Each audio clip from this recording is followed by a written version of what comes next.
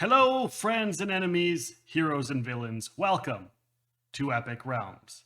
I am Nick, and our guest today is an Audible Hall of Fame narrator. He's won a plethora of awards for all of his works. He's also an author himself. Please welcome the legend known as Luke Daniels. Welcome, Luke. How are you doing? Thank you so much for having me. It's wonderful to be here. I'm doing very well. We had snow in Michigan in April, so that always is a boost to your morale, let me tell you. Isn't there always one more snow in the upper Midwest? My It's like always one more. always one more. My birthday's April 14th, and usually one more is around this time of year. So always. Just when you think it's done, it's not. It comes back for you. But other than that, really good and glad to be here and talk about cool stuff. It's a birthday gift, right? The snow is a birthday gift. Yeah, it's like one of those steaming bags of poop on your doorstep gift. Yeah. So Just don't it's go a and stomp real it out. gift. Yeah. No, it's all good. It'll go away, and we're almost there. We've got the shoots coming up, and summertime here in Michigan is actually really nice. So Right. that's why we stay. So usually on the show, we start off by kind of getting to know you before you became where you are now. Uh, but for you, it's kind of like a twofold thing because I could talk about that, but a lot of that is also in your book, unspoken. And so I thought, well, maybe we should just start off and just knock this one right out of the park because that's a really I listened to that book and it was really like laughing, crying, like every emotion. It ran the gamut, and it was such an amazing, heartfelt story about yourself and Finn. How was Thank that you. for you? I mean, I know now it was a lift off your chest. You've talked about it before, um, hmm but how was it going through like the writing process to coming through that? Like, were you going to some of the other authors to try and help you put that together? Did you just do it all on your own? How did that come about? I lucked out in a lot of ways. I really wanted to tell his story. He's Finn. Finn was my son that passed away from medical issues at a very young age. And we had a long, the 21 months that he lived was kind of a surreal, horrible, awful experience. And I needed a way to, one, sort through it myself, but once I'd gotten a few years of perspective, try to at least share his story because he didn't get a chance to have it told. And so that was really lucky that I was able to partner with Audible, and they do the Audible Originals program where they are able to provide to subscribers books and articles and things like that that you don't have to pay for. Right. So I thought that was kind of cool because I could make the story and be available to a wide number of listeners. And so we partnered with them, and they were very great in hooking me up with an editorial team, and in particular, one editor I worked very closely with. So I would write, and then once I got most of the parts and what I wanted, she was very helpful in editing, cutting, condensing, saying, what's this, or can we lose that? So she was like, I was so happy to have somebody like that, really fortunate, and just spot on with what was good and what was working. And then a lot of it was just the idea of how do I tell um, one of the most depressing stories in the world in a way that someone will actually want to listen to it. Right. um, how can I kind of talk about grief in a way that people can take it in, but they're not getting beat over the head with it? So I thought to do that, mixing in some of the past life stuff, because I always say in the book there was before Finn, during Finn, and then after Finn. Those are Yeah. three very distinct periods of my life. So I thought bringing some of the more uh, not benign, but somewhat less intense, fun familial stories to also demonstrate how I was unprepared to really deal with that kind of grief, and how my personal take on grief was. Everybody's different. They Right. go through it their own way. So it was the whole experience was a couple years process before finally getting it out, and I just couldn't be more pleased and happy that people got to listen to it and responded well. And it's such a kind of pure piece of work in that it doesn't have any aspirations or aims or series or that kind of thing. It's just telling these stories, but also trying to make it okay for other people to say it. And that's been the best result. Was a lot of the responses, people share their own a story in a response, and it kind of starts the dialogue and allows people a space to talk about things that they maybe want to talk about but don't know how to. So yeah, it was incredible. I was very fortunate to get to do it. It's definitely um, very moving and inspiring, I think, for anybody who listens to it. Uh, they get a feel, because there's more to just the story, because when you listen to it, like, you're narrating your own story that is your own, I don't want to say tragedy, but your own emotion. So it's, yeah, hearing it, we can hear your personal interest in the story when you're reading it. And I think that, you know it's different if somebody else read your story, but for right. you to read it yourself, that puts a whole new, like, feeling on it for us as listeners. Yeah, yeah, and I found it to be kind of a fine line so that it wasn't a purely, excuse the term, masturbatory exercise and so meta that it's not really accessible. Right. To still tell it, I think I talk in the book about who am I to get this chance, why, those kind of Yeah. questions come up, but you push through them and just do tell the story. And yeah, it came out in a lot of unexpected ways too. I think I wrote it and had an idea of the timeline of his life, but then how to intersperse that with the other parts of after and before, and what ones were most appropriate to reflect what was going on in the main part of the story, which was his struggle. Yeah. Well, and we get an idea, I think, of who you are, because I mean, we don't get the story if you're not part of it. So getting your Yeah, background and where you came up and how you were raised, and some of the little quips about you as a person, I think, feed into the story itself as well. So I think that was really, really well yeah, I'm done. sure I'll go back and listen in like 10 years and be like, why did I have to tell them that? Like, Well, don't so get rid of the part about the food and the yeah, table, the hidden food. yeah. Oh, that's a classic story. Yeah, yeah. Oh, they're hot dogs. It happened exactly like that. Who put hot dogs down the what? It was just so yeah, I was a little bit of a scamp. How was it going and doing audio for your own book, and in comparison, because you had done so many others before you had done this, was it a little bit different because it was your book? Or was it, did you have, somebody's producing you and saying, oh, you should maybe say something like this? Or is it completely like, this is my book, I'm going to say how I want to say it? That was freeing in that I could cut lines or add lines if I wanted to. So Hmm. that was really nice. I found by the time we actually got it done, it was pretty much as I wasn't doing any real cutting on the fly. It was pretty much as we had it. But a funny story, I've told this before in another podcast, so I apologize to the fans that have heard it. That's all right.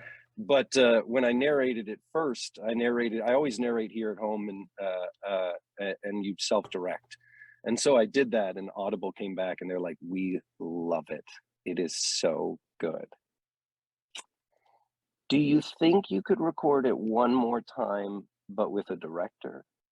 And at first, of course, as an ego-driven person, I was like, "What are you talking about? This is ridiculous. I don't need to do it. It's my story." And then I thought about it, and I was like, "Yeah, why not? Like they're offering to." And I worked with directors. That's how I got my start. So I Right. realized how valuable they are, and I was like, "They're offering, and maybe they're." So I think basically what I think they had heard was it was still sounding a little narratorish, and not so Luke talking. And Right. that was the big struggle that I had the whole time with that. I always find narrating an audiobook that has a first person point of view is somewhat easier because I'm the character, so I'm less over analytical. Yeah. But when there's no character there and it's just me, I think it was maybe a little wooden or just a little not quite there yet. And I worked with a wonderful director, and we re-recorded the whole thing, and it was much better. Even from my point of view, I liked the flow and the naturalness. I had somebody in my ear the whole time, so I was actually talking to someone. So I think that actually worked out well. But it was definitely another moment of like, oh shit, just gotta grin and bear it and suck it up and do better. So yeah, that was definitely the hardest book I've had to narrate by far. as far as just like getting my mind around it and trying not to like intimate stuff as much with my voice like I might in a fantasy novel or something like that.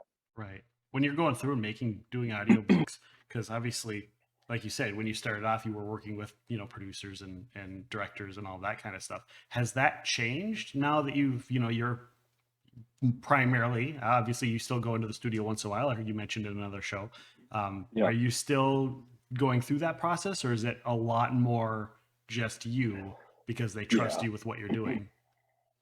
Um, I think there's part of it that's trust, but the industry as a whole has shifted away from as little amount of hands on the product as possible for cost.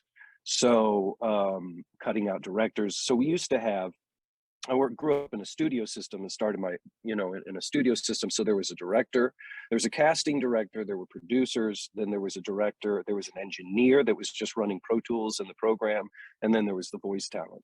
So you had all these people, and then there was post production, and they would run it through someone who's listening just for mistakes. Okay. So it was a whole kind of thing, and it was great starting out because the directors were oftentimes narrators themselves, vice versa. So I learned like so much by being able to work with people who already had years of experience. So for me, that was really valuable. But the shift as a whole, once things kind of blew up with audiobooks, I'd say about 10 years ago, things really like upticked with Audible and phones and people listening more. And the kind of industry business model changed and they pulled a lot of that stuff out and everybody was doing it from home. So I built the studio from home and you just kind of learn to do the program and be a technician and engineer as well. And then I still don't do any post. I send all my stuff out to companies and people that know what they're doing. Yeah. And I barely can run the program. I can do a great job, but at least once a month, I'm calling my engineer partner and being like, hey, why is this doing this? So you kind of learn to do all of that. But it sometimes can make the process one longer, but also things get missed or don't have as many, influences and people kind of throwing things in there. So it's very much different now across the board. I'd say a lot of them. Now, the big books, the books like Obama's book or Oprah Winfrey, they're going to have an engineer, they're going to have a director, they're going to have a researcher that does all the prep ahead of time on words and names and stuff like that.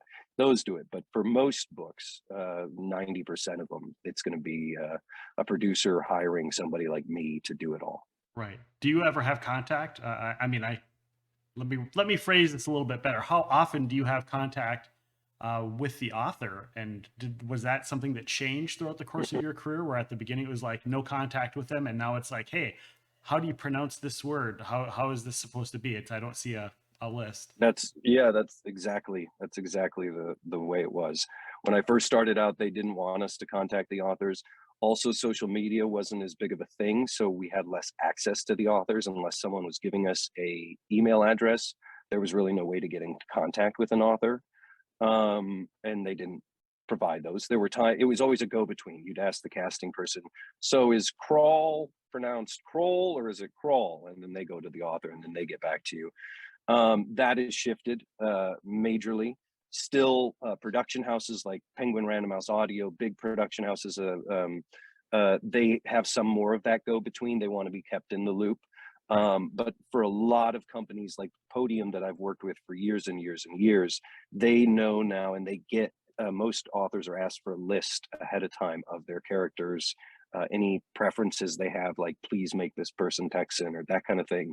They get that ahead of time, which is Okay. super helpful. And then as I've worked so much as serials, that I've worked with the same author for, a lot of them for a decade.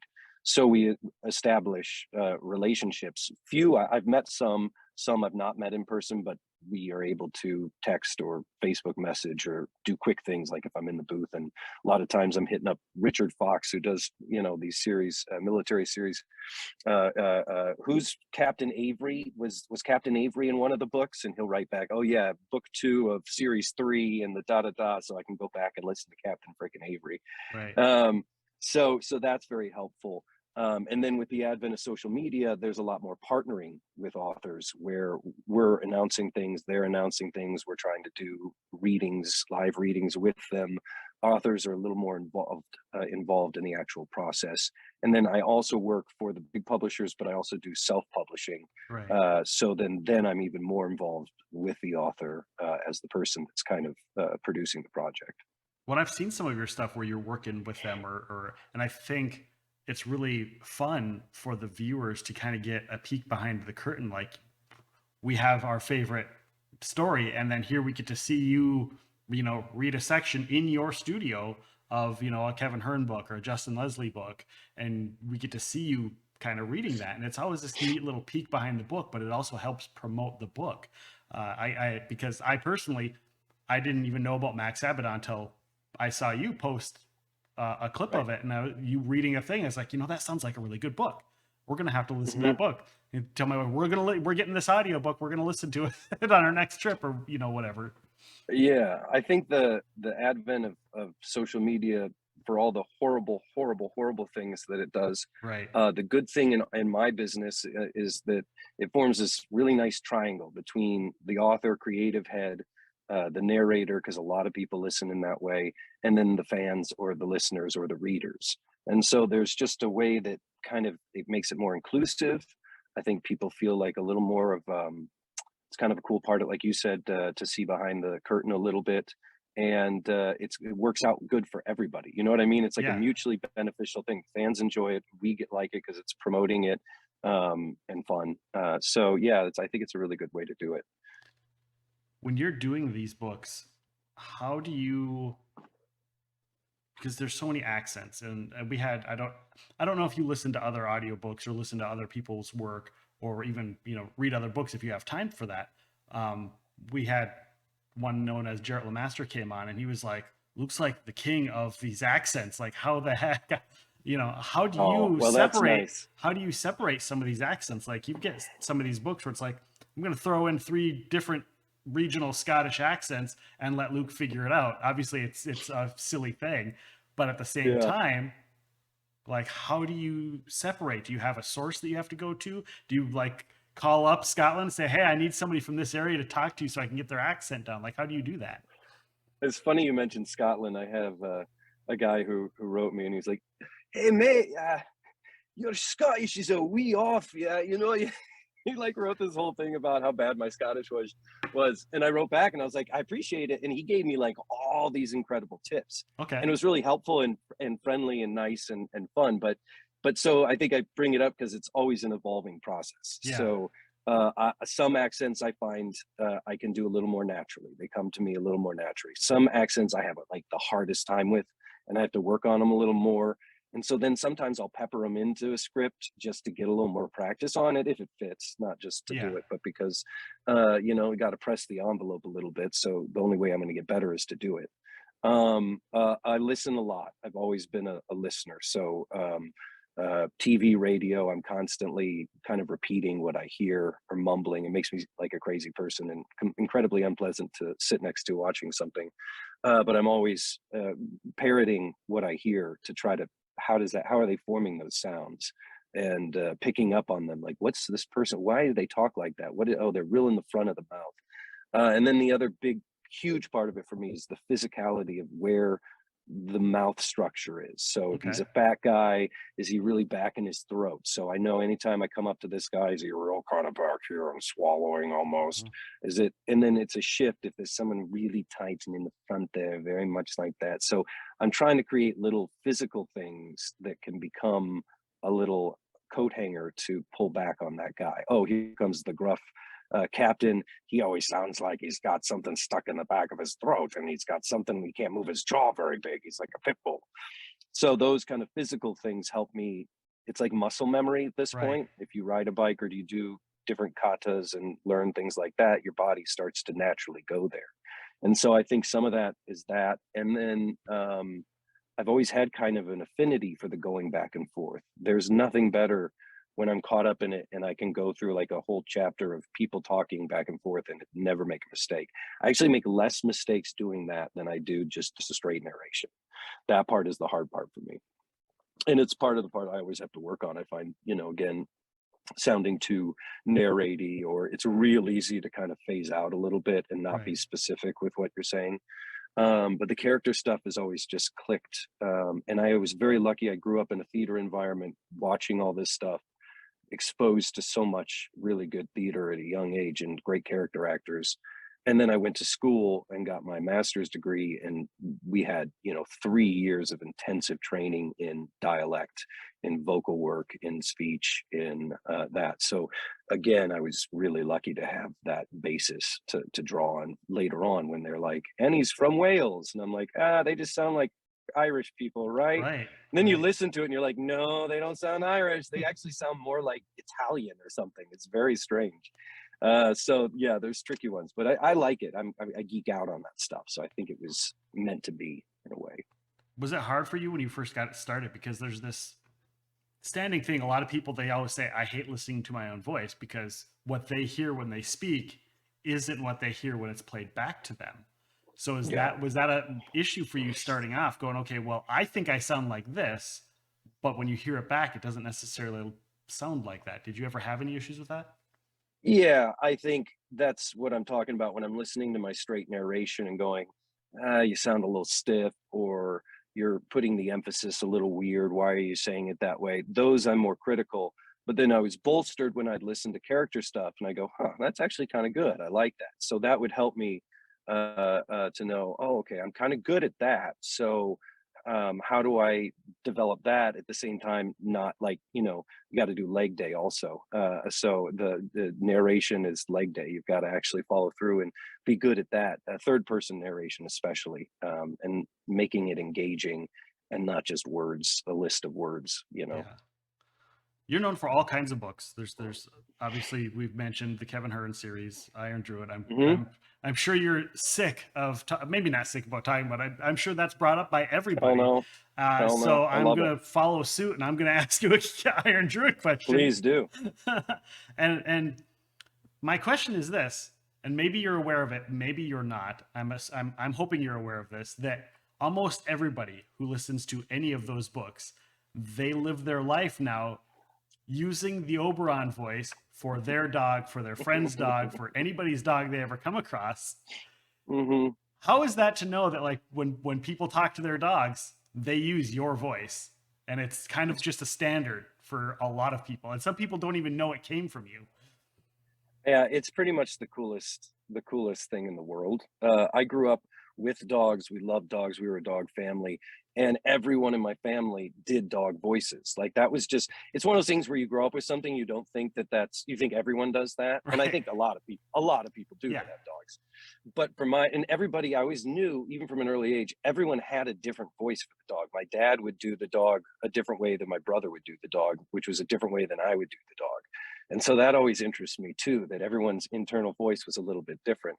And so with someone big like Oberon, if a lot of people like it, then it feels really good because he was such a like kind of heart, backbone and heart of the series. Yeah. And if he was not liked, it would really have hamstrung that series. And there are definitely people. I've had people come up to signings.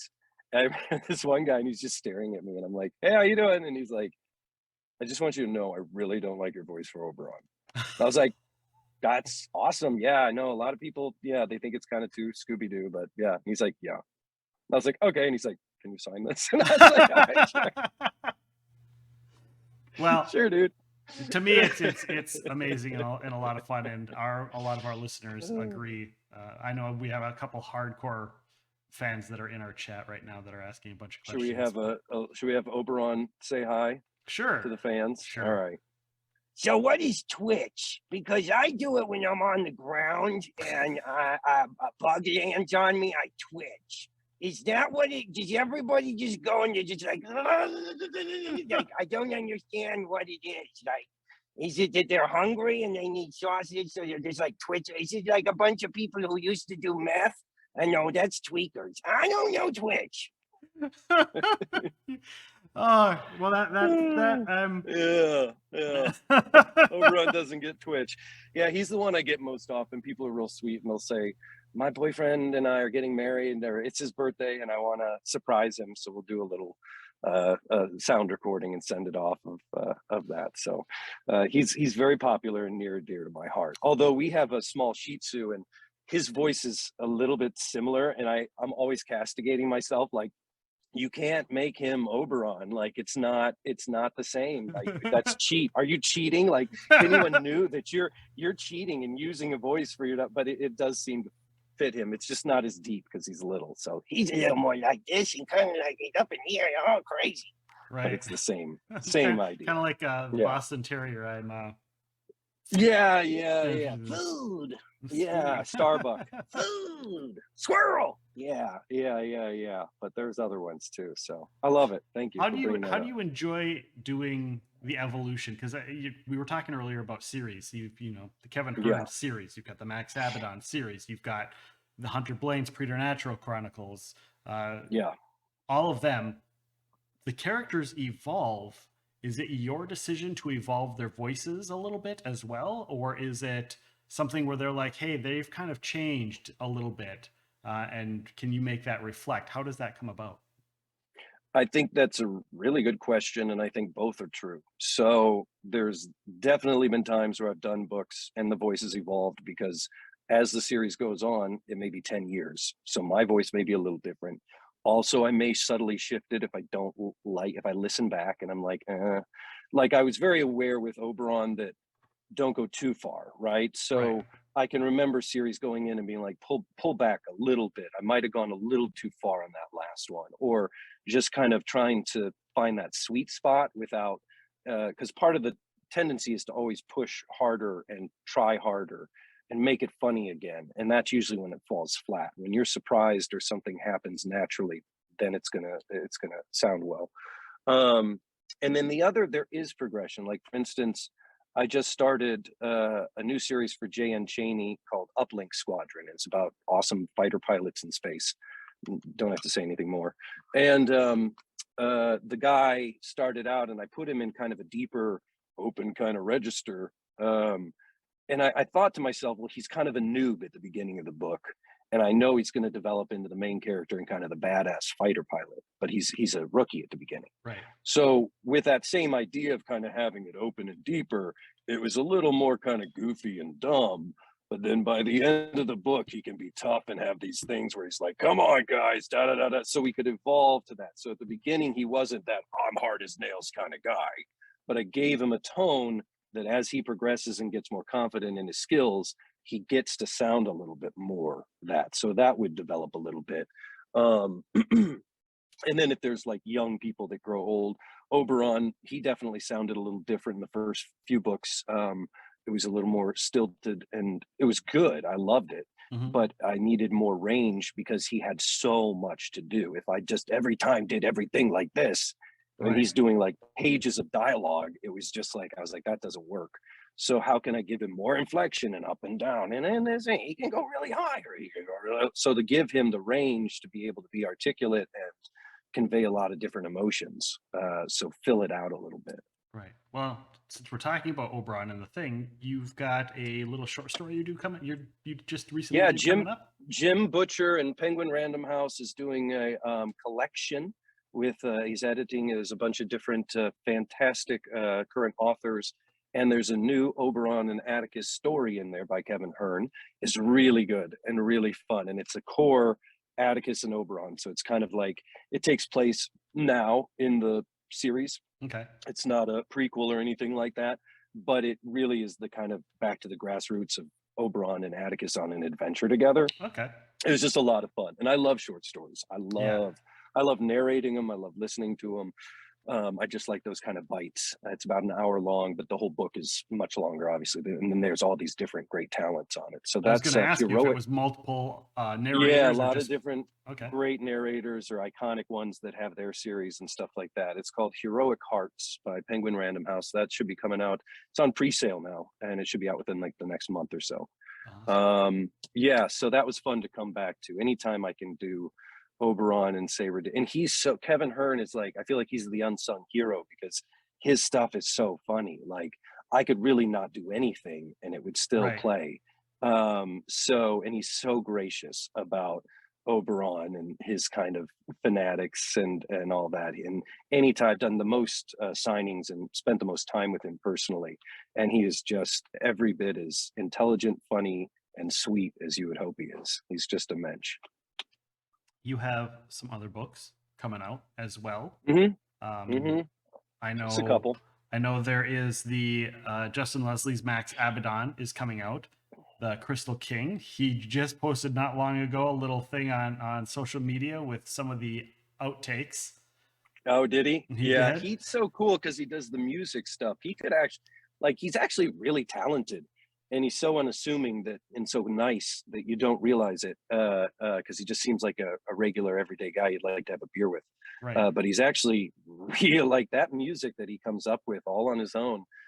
It's different too. He'll send me like 5 different samples, all varying. Like one's house and one's like hard rock. And he's like, "What do you think?" And I'm like, "Dude," and he has like a real job too. Yeah. So he's really cool, and I like that series. I always try to promote it. One, because it's fun. One, because I really like Justin, and he's a relatively new author, although he's been cranking stuff out. Right. And he and I work together producing it, so we both get a cut of the books. So I'm very much invested when it's something that we're doing that, and he's found a lot more success and has been gaining audience for it. So yeah, Max Abaddon, and we're up to book 5 now. So there's a lot of, I like people that like series want to know that, oh, if I buy it and I like it, is there going to be more? There's lots. And so yeah, the Right. Crystal King's the newest one, should be out within a month, I'd say, but we'll keep you tuned on that. That's going to be great.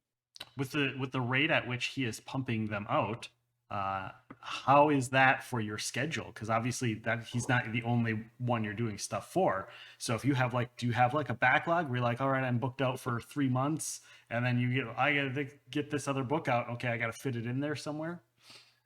I have a secret weapon. Okay. And she is my wife, and she is the most amazing human being in the world, and she handles all the scheduling. Now, before I got married and before I had this person, it was a mess. I am booked probably, about a year out at any given time, with spaces that open up because things change in publishing industry. But for the most part, about a year out. But that's due solely to her incredible way to work the schedule. When I was handling it myself, I was either always, late, or there would be a gap between when I get the next script and when I can start it. And not always, but you know what I mean? It was such a struggle to handle that because it is such a difficult thing. I know at any given moment, I'm probably doing about 15 different series, and some of them release 5 books in a year, and some of them do a book every 2 years. Mm-hmm. So you don't always know what's coming down the road. So what's helped is I have several partners where we've said, okay, I can guarantee you 4 books for the year. Can you guarantee me 4 slots? And so I give them 4 slots for the year. Or another one that says we need to do 1 a month.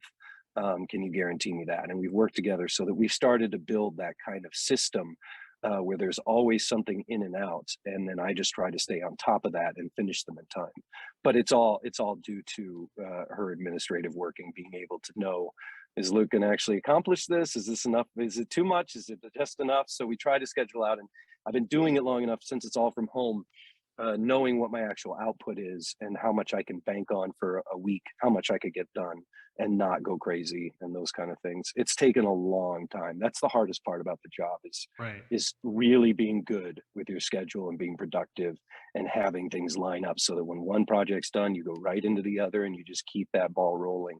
When that happens, it's really sweet. And I'm kind of in that point right now. And it's such a nice place to be because everything's just clocking the way it should. And tons of stuff's coming out. I mean, I'm doing about a book a week. I always have been, but it's just cranking. So it just means that there's always stuff. Yeah. Do you do where you sit down and do you start one book and you don't move to, you just do the entire book all the way through and then you start a new book? The only time it'll change is if, say, so-and-so doesn't have the script ready. So I'll jump a book and start a little bit, and then the script becomes ready. I go back to the book that I'm supposed to do and then come back later and finish the one. That's the only time, and that happens really rarely. But no, you kind of got to get it and get that role and get it done. It would be really hard to do different books, and I feel like you waste a lot of time going back and forth. Yeah, definitely. All right, so you have a ton of books, and I'm going to mention a few people we've had on here, and maybe you could just tell me a little bit about their book, your relationship with the books and whatnot. And I'm going to start with one we haven't mentioned yet is I'm not going to say Scott Meyer. I Scott called him Meyer. Scott Mayer when I introduced him, and he was like, "Nope, it's spelled that way, but it's Meyer." And I was like, "Oh," I'm like, "Well, I better say it right, it's Scott Meyer." And I his screw Wizard their names 2.0. up all the time. Yeah, especially when you're saying them there's nothing worse than getting a note back that, oh yeah, in the credits you pronounced Nasri Noor, Nasri Noor, and Nasri writes back and he's like, it's Nas, like nasty. Come on, man. Yeah. So yeah, I've been there. Scott is one of those ones that I got a book of his, the Magic 2.0, back early in my career. Mhm. And it was another one that was like an insta hit. Like it felt like, at least from my perspective, people Yeah. just loved it. And I remember reading it, and it was one of the few times where you're reading something. I can say this about Kevin's books too. And I go, this is like really good, isn't it? Like, this is really funny. Like, I'm super clever. This is so, it like makes you feel, and I'm a personal, I love witty pun stuff. And he does that so well, of little word plays and things like that, that just little turns of phrases. He's Right. very savvy with that. So he's always been super generous and really kind about it. And sounds like an interesting guy too. We've never met in person, but he does that comic instructions or Mhm. instructions. Yeah. And I know he does some stand up, and is just kind of a jack of all trades. He is. He definitely is. What about your relationship with Justin? How did you guys end up coming together? Was it just like you heard Uh, of it and you like, hey, I want to do your books, or did somebody else kind of connect you to? he actually rescued me from Bahrain when he was in his army days. Okay. And he took a helicopter in. No, he's one of those guys who's got pretty good stories like that. So I wish it was cooler. He got onto me through Hunter. Okay. Hunter and he knew each other. Hunter Blaine is another series that I do the Preternatural Chronicles for. And Hunter he was pumping.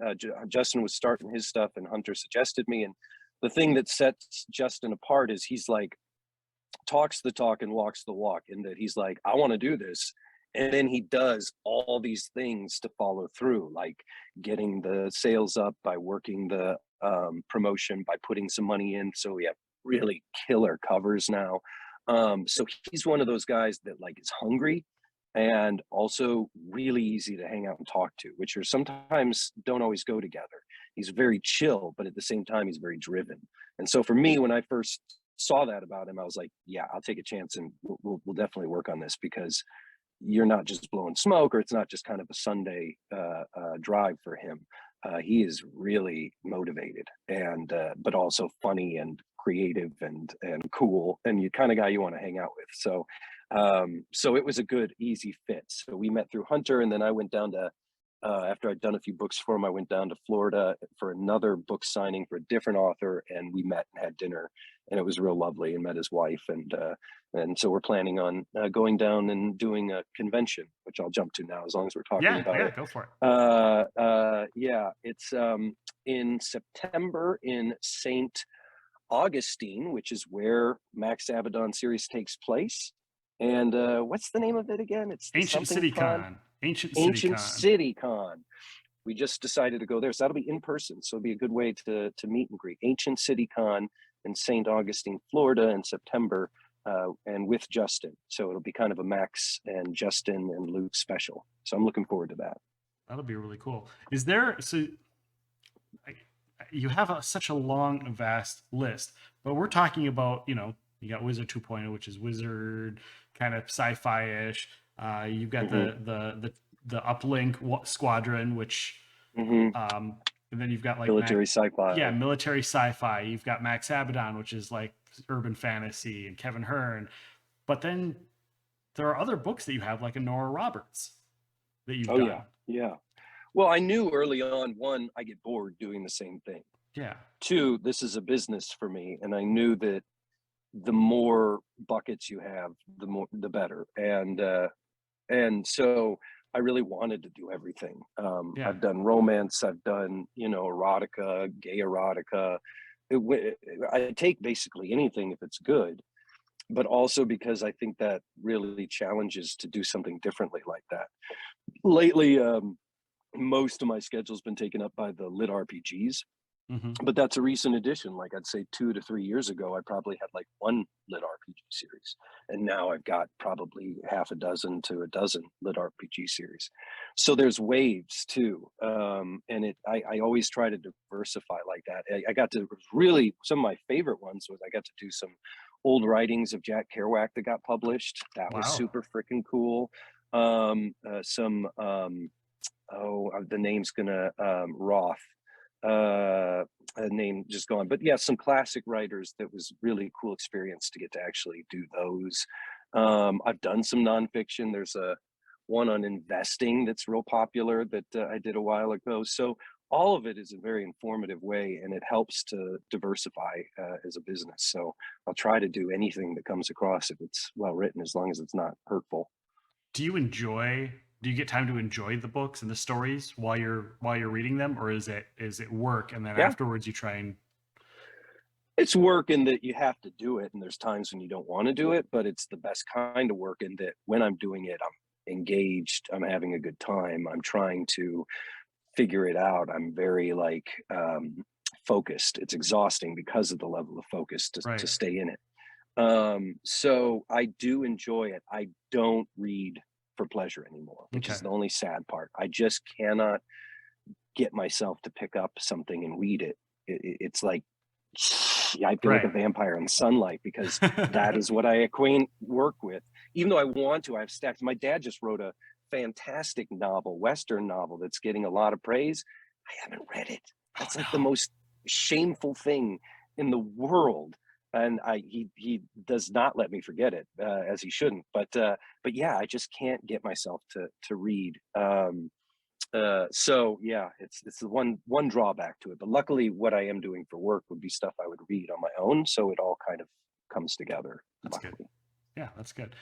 You did a a TikTok where you were showing your man cave studio, yeah, dude, I love it, man. and it is It's so this is cool. it. You've got so many. You've got some like superhero art on the Hmm. walls, and you were playing Batman, and the lighting is just amazing. Are you a big comic book fan? Yeah, always been since I was a little kid, and I find the room because we spend so much time in a small. This thing is a separate, so this is in the studio, but this Hmm. is the booth. The booth itself is a 5 by 7 cell, and then the actual studio out there is where I can spend time. But um, I find it really inspiring. Comic books are like my Greek gods. You know what Okay. I mean? I grew up with them. To me, I get super excited about it still. I will read comics there because of the pictures, so that's Right. a little more accessible. But to me, they're very inspiring, especially when I'm working and you're doing these big, broad characters and sci-fi epics. To have that kind of setup with lights and making it a little bit cinematic in my zone gets me into the headspace of a performance. And if I get too frustrated, I can look out the window and Batman standing over me and go, okay, well, Batman can keep going, I can keep going. Yeah. So yeah, and I just comics the image and word, which both things I'm really attracted to, have just always filled that niche, that scratch that I really like. And they're just so expressive, and the artwork is so great. So yeah. Right. Well, that's going to bring me to my next question. Have you ever thought about, or have you had the opportunity to do any like animation narration?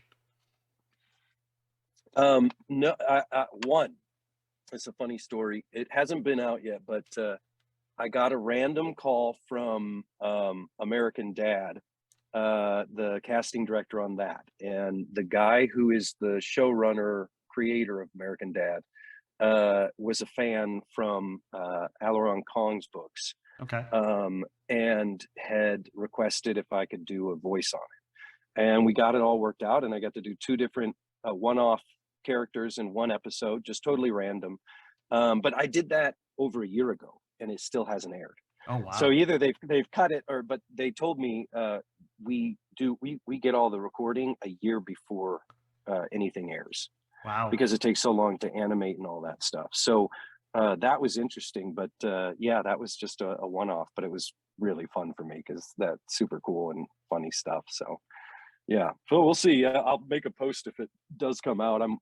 You can go online and look it up. The show's called the Three Fs. on Okay. American Dad. Yeah, 3 Fs. So I play court bailiff and a computer video game announcer, which is why he used me, because the book Aileron does, there's a video game announcer voice. So he Okay. pulled that. So Oh, really cool to do. Yeah, super nice. cool. Is there Yeah. anything you'd like to work on as far as like animations? Yeah, everything. I mean, I like voice stuff. I like character stuff. I would love to do any of it, video games or animation. Uh, the work with the audiobooks is demanding and fulfilling enough that I don't really have time to go out and pursue that. Right. Um, it's something that if it comes to me, then I can do it, but I just don't have the bandwidth to start a second kind of career in that Yeah. zone. The industries are very separate. My number one thing that I've always wanted to do though is any sort of Sesame Street or Muppet. If I could do anything like that, I would love it. I don't want to be the guy with his hand up the puppet, sweating on another guy who's up in his armpit. I just want to do funny voices or come on and interact with Muppets. Right. That's what I want to do. Yeah, yeah, That'd be awesome. I love it. That would be my major bucket list goal. All right. Who would your Muppet, if you made your own Muppet, what would it be? He'd probably be Boothy, and he probably is stuck in a box all the time. And so when he comes out, he's like, he sees like light, he's like, "Ah!" And Boothy goes back to his box. He's like, "Eh, nyeh, nyeh, nyeh, nyeh, nyeh." Yeah, Boothy. Everyone's like, Oh. just Boothy, go back to your booth. Oh, Boothy. So my Like, my other question was going to be going back to the comic books.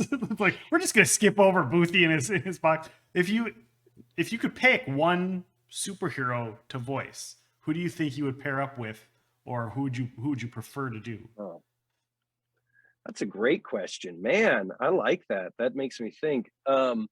I think there's iconic ones that I would love to do just because they're my favorite. Like Spider-Man is the one I, grew up with earliest, that it made the first impression on me.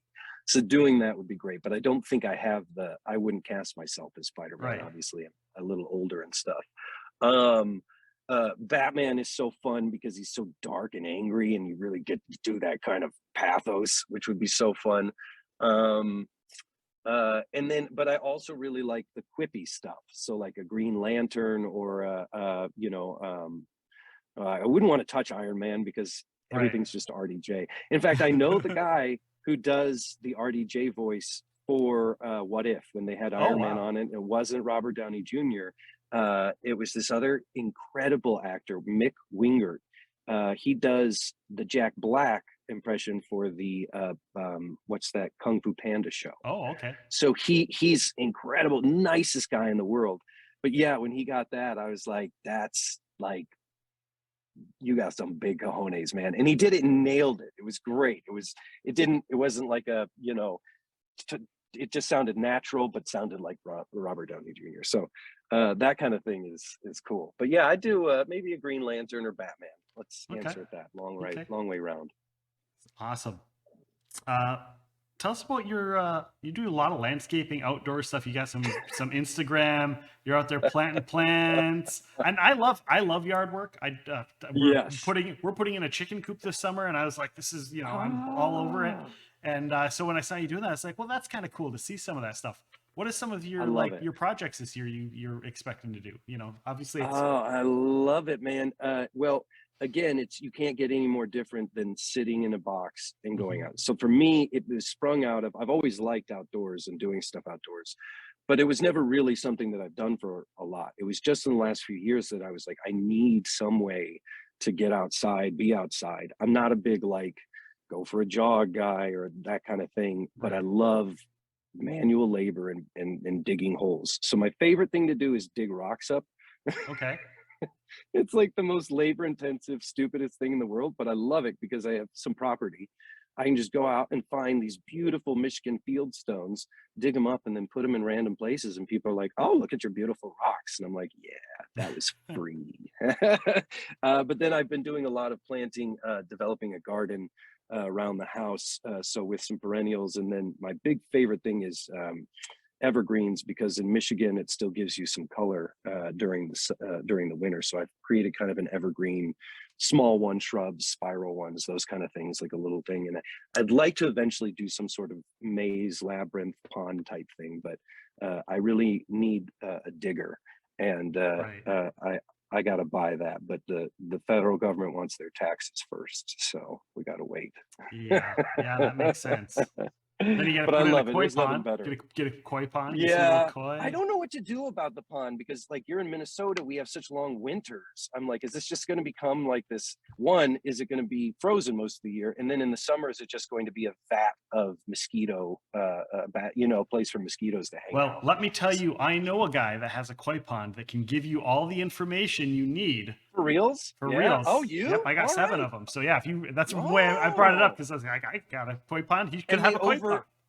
they overwinter? Does it just You freeze can. over Yep. and they're fine? You can. Oh, It's wow. got to Well, have a we'll certain talk about depth, and that. yeah, we could talk more about that when we are off the Yeah, air. So my nephew has asked my brother, his dad, for a koi pond, and my brother has said, "Well, your Uncle Luke's really into that," so he's been calling me saying I need to build a koi pond, and yeah, so that I could score some points with the nephew. That'd be cool. there we go. Awesome, awesome. You were all over social media. You were, and when I say you, as you've told me before, your wife is all over social media as you on Twitter at Lucky Luke EKUL, which is Luke backwards. So Lucky Luke, then backwards Luke. You're on Facebook at /Luke Daniels Audio, Instagram, Luke Daniels Audio, luke-daniels.com, and you're on Yeah, TikTok at Luke Daniels Audio. Did I yeah, get it all yeah, right? yeah. It's right there. It's You right could have just there. looked. Yeah, yeah. And that's a gorgeous shirt, by the way. Yeah. Thank you very much. We have some merch, but we've kind of got to get the supply back up. But I'm very lucky with those. She is the one that helps navigate social media and trends. I also have teenagers, and so they're the litmus test as well. In fact, my wife earlier today asked the 15-year-old, "What's Twitch?" And he, of course, is like, "Oh, why do you need to know that?" And she's like, "Well, Luke's going to do a thing on it." He's like, "Really? Oh," and I'm like, "Oh, cool. I'm cool now." Yeah, yeah. So they keep us fresh and what's on the hip stuff. So yeah, the social media, check those out if you want. There's some fun stuff on there. Awesome, awesome. And of course, people can find you at Ancient City Con in St. Yeah, in Augustine in person. September in person. Maybe get some autographs and Yep. pay him $30 to do the Oberon voice. No, I'm just kidding. We'll have a thing. No, what I do at the things is if you have your phone ready, I'll gladly record anything you want, as long as it's not disrespectful, obviously. But if Yeah. you have your phone when you come up, I'm happy to. If you want me to do your outgoing voice message or any of that, no cost. That's fun stuff for me. So, or say hi to Pat or do that kind of thing. Yeah, those are my favorite thing to actually do. We have fun with those. Awesome, awesome. Well, it's been great having you on here, and I appreciate your time. So thank you for stopping in. Thank And you for having me. everybody that's listening to the show, I want to let you know who's coming up. We've got that is an old sheet of paper there. May 2nd, we'll be joined by author Rhiannon Held, also known as R.Z. Held, author of the Silver Series, Amsterdam Series, and has been featured in multiple anthologies. May 16th, we'll be joined by New York Times bestselling author and award-winning game designer Matt Forbeck, most known for his tie-in fiction such as Halo, D&D, and Warhammer, and he's very well known for his Marvel Encyclopedia, as well as his work on games such as Deadlands, Wildstorms, Brave New World, and the Lord of Rings RPG. He's also currently working on the new Marvel RPG system, so that'll be May 16th. May 30th, just signed up today, Erin Evans is a D&D novelist and content creator for the popular Idle Champions game. Her books include the Brimstone Angels saga and Empire of Exiles, easy for me to say.